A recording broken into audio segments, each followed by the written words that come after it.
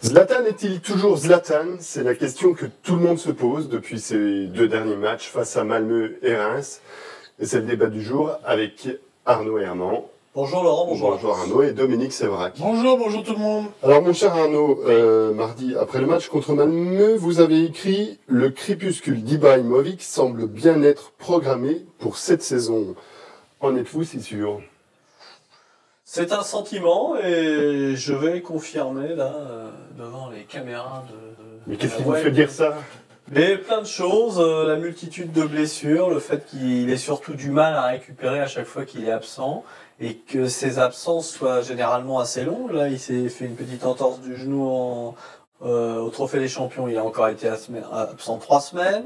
Repatatras, il a une nouvelle blessure au muscle oblique de l'abdomen. L'année dernière, déjà, on avait eu quand même plusieurs fois ça. Une saison, c'est 9 mois, 10 mois de compétition. Il en a déjà loupé un bon tiers, plus d'un tiers. C'est énorme. Et puis après, il y a son âge. Il va avoir 34 ans dans quelques jours. Moi, je pense que c'est vraiment le déclin du bonhomme. Dominique. Le seul argument qui me convainc dans ce que dit Arnaud, c'est qu'avant, Zlatan c'était Robocop et que maintenant les coups lui font mal. On sent qu'il a un peu plus de mal à revenir quand il est blessé. Pour le reste, la saison vient à peine de commencer, il a joué 3 matchs avec le Paris Saint-Germain, il a déjà fait 2 passes décisives. Donc on est tous d'accord pour dire que Zlatan n'est pas bon, Zlatan n'est pas au sommet, il a déjà fait une passe décisive pour Cavani à Monaco, et une autre contre Malmö au même Cavani. Donc attendons, moi je ne sais pas de quel côté va basculer la saison de Zlatan. Je ne sais pas si c'est le déclin, je ne sais pas si c'est comme avant, et qu'on va avoir 30-35 buts de Zlatan. Donc je resterai prudent, parce que c'est pas 2 matchs ratés de Zlatan qui vont me faire changer d'avis sur l'immense carrière qu'il a eue, et sur la préparation qu'on a dit de cet été, on avait tous dit qu'elle était bonne. Le premier match à Monaco, il est bon. Donc voilà, attendons avant de verser en catastrophe. Non, parce que Arnaud, c'est vrai que Zlatan sur le déclin, c'est un débat qu'on a eu la saison dernière pendant longtemps. Et puis finalement, quand il est revenu, il a enchaîné les matchs et inscrit but sur but. Oui, on est bien d'accord. Mais un garçon comme Ibrahimovic, par rapport à ce qu'il nous avait habitués à faire les 2 premières saisons au Paris Saint-Germain, c'était quelqu'un, 1, qui jouait tout le temps, 2, qui marquait quasiment but sur but. À partir du moment où il commence déjà à moins jouer, d'autres s'épanouissent. On peut penser à Cavani, même si c'est pas forcément toujours le bon exemple. Et on sent quand même qu'il est en train de perdre un petit peu le fil, à mon avis. Est-ce que vous voulez dire que le PSG est plus fort sans lui? Non, surtout pas. Moi, j'ai jamais dit ça et je ne pense pas que le PSG soit plus fort sur lui. Je pense que le garçon, Ibrahimovic, se rend compte qu'il est en train un petit peu de perdre le fil et que son corps est un petit peu en train de le lâcher. Et il y a un nouvel élément qui, selon moi, est plus important que ce qu'on peut penser, c'est l'arrivée de Di Maria dans l'effectif. Di Maria lui fait de l'ombre, pas forcément sportivement, mais si, il lui fait de l'ombre auprès des cœurs. Les supporters n'ont pas la mémoire courte à ce point. Et Ibrahimovic, il agace certains supporters par son comportement, et alors que Di Maria, en plus, c'est un contact assez facile avec les gens. On l'a vu lors du match contre Malmö, il est venu saluer avant de tirer un corner le supporter, il fait des cœurs à tout va. Il a un côté très sympathique, c'est la nouvelle grande star du Paris Saint-Germain. 2 choses. Zlatan, le PSG joue mieux avec Zlatan que sans Zlatan. J'ai jamais dit le contraire. C'était une question, c'était juste une question. Ne vous énervez pas. Hein. Non, mais c'est pas parce qu'il l'a pas dit qu'il faut pas le dire.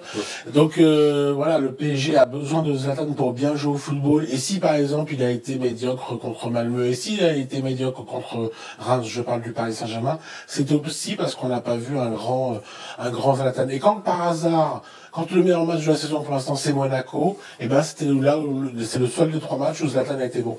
Quand l'arrivée de Di Maria, Zlatan il est quand même plus content de l'arrivée de Di Maria que de celle de Cabaye. Il a toujours milité pour des grands joueurs au Paris Saint-Germain. Il est très content de l'arrivée de l'ami Di Maria.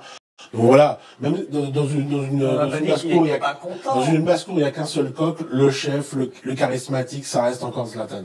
Toute la semaine, vous pouvez voter et répondre à cette question. Qui terminera meilleur buteur du PSG en Ligue 1 cette saison? Ibrahimovic ou Cavani? L'année dernière, c'est Ibra, malgré ses 2 mois d'absence. D'accord, et donc cette année, un but d'écart. vous votez pour Ibrahimovic. Et Cavani. Très bien. 2 petites questions pour finir, qui n'ont rien à voir avec Ibra, mais sur l'actu du PSG. Saint-Etienne, actuellement 3e de Ligue 1 à 1 point du PSG, est-il une réelle menace dans la course au titre? Chaque année, Saint-Etienne progresse, souvent 5e, 4e, et puis donc ils peuvent très bien faire un très bon coup cette saison.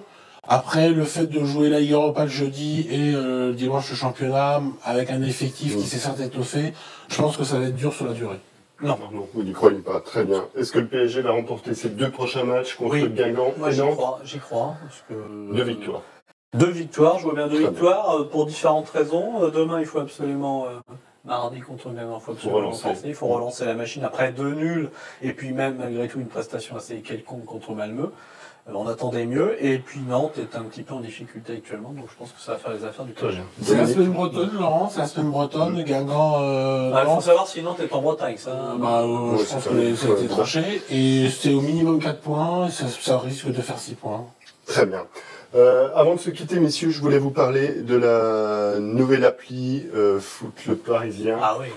Vous l'avez téléchargé, Arnaud? Bien sûr, enfin, Alors, donc.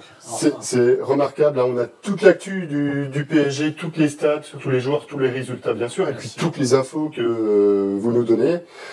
Je vous la conseille, vous voyez, regardez. Laurent Blanc et Dominique Sévrac. Ah oui, bah là, je pense que c'est une appli Donc, gagnante. voilà, on a tout, les fiches de joueurs et tout. 2 Vraiment. champions réunis. Si vous ne voulez rien manquer de l'actualité du PSG, je vous conseille de télécharger cette application. Très bonne semaine à tous.